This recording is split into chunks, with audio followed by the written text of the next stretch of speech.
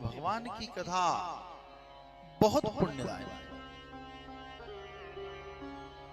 एक भैया थे पांडे जी, जिनका नाम था राम टहल पांडे। भगवान की कथा के बड़े रसिया थे, बहुत प्रेम करते थे कथा से।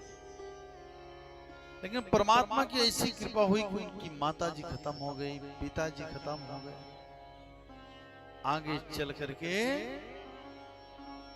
उनके बड़े भैया भी खत्म हो गए। अब बची बड़े भैया जब खत्म हो गए तो भाभी और खुद वह बची। ईश्वर की प्रेरणा, जब भगवान किसी को दंड देता है, दुख देता है, परीक्षा लेते हैं हमारे ठाकुर, तो हर प्रकार से लेते हैं। और हमको आपको सबको पास होना चाहिए उन परीक्षाओं। आगे चल करके ज्वर हुई, एक बुखार होती है, उस ज्वर में चेचक हुए उनके चेहरे पर, उनके दोनों नेत्र चले गए राम टहल पांडे जी। समय बुरा आ गया, जो ही बुरा समय आया तो अब तो कुछ बचा ही नहीं बेचारे के पास। जिसके सर से माता पिता की साया चली जाए तो समझिए कि उसका सब कुछ चला गया। फिर बड़ा भाई भी था तो वो भी चला गया। अब कुछ नहीं बचा। इनका नाम भी बदल दिया गया, लोग मजाक में नाम टहलुआ टहलुआ कहने लगे। राम टहल से क्या बन गए? टहलुआ। अब नेत्र नहीं है, भाभी बिचारी कहीं से भिक्षावृत्ति करके आती है और 2 रोटी की व्यवस्था करती, बस यही जीवन चल रहा। लेकिन राम टहल पांडे नेत्र भले नहीं है पर भगवान की कथा से प्रेम करना कम नहीं किया। जहां भी कथा होती थी, कथा का नशा इतना तगड़ा है, वास्तविकता अगर किसी को लग गया फिर वो तो कथा सुनेगा तो भगा चला जाएगा, भगा चला जाएगा, भगा चला जाएगा। 10 किलोमीटर, 5 किलोमीटर, 20 किलोमीटर, 25 किलोमीटर, वो नहीं देखता।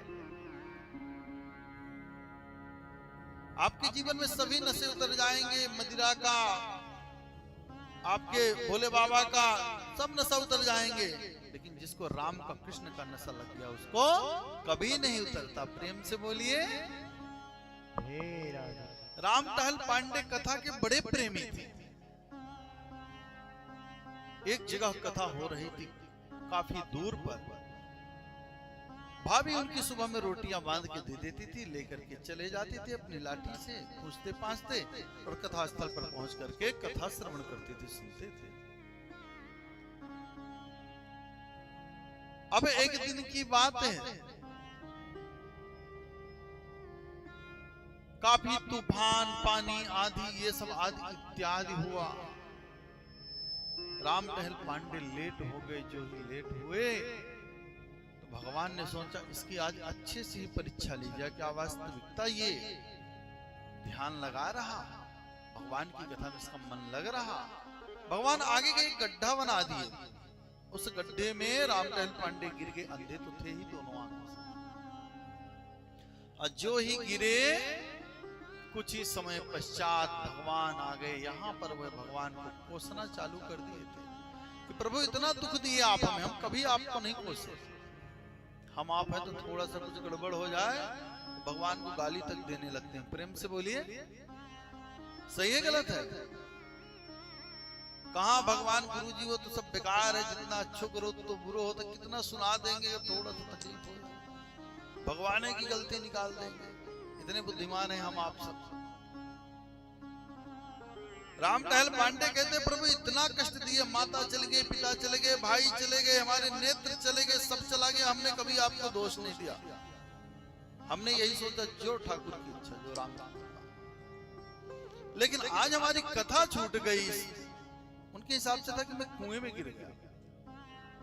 ये बहुत गलत हुआ ठाकुर साहब। इतने में ही भगवान वहां पर पहुंच गए।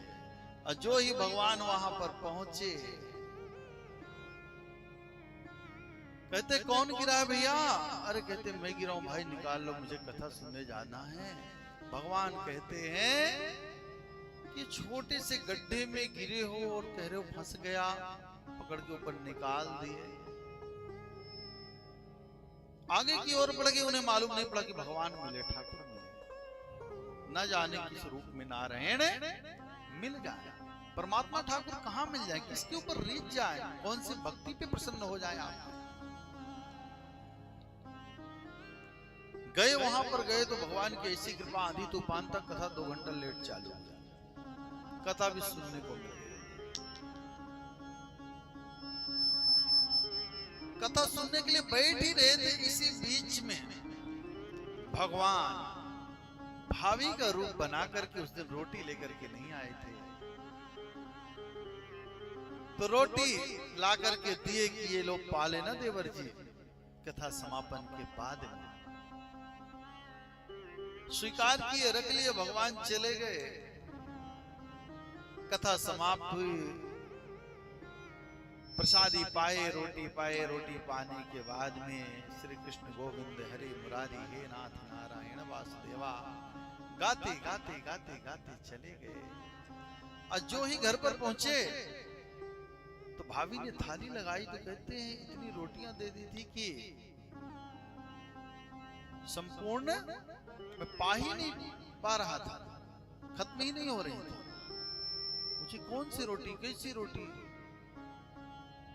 तब यहाँ पर रामटहल कहते हैं जो तुम देकर के आई थी कथा पंडाल में। देवी कहती है, भाभी कहती है नहीं, हम देकर के नहीं आए। रामटहल पांडे को भरोसा हो गया कि कुछ नहीं, ये तो हमारे प्रिय ठाकुर ही आएगा, पार हो जाएगा। और प्रथम दिवस ही गुरुजी जब महात्मा की कथा श्रवण करवाना चालू किए तो बताए कि भगवान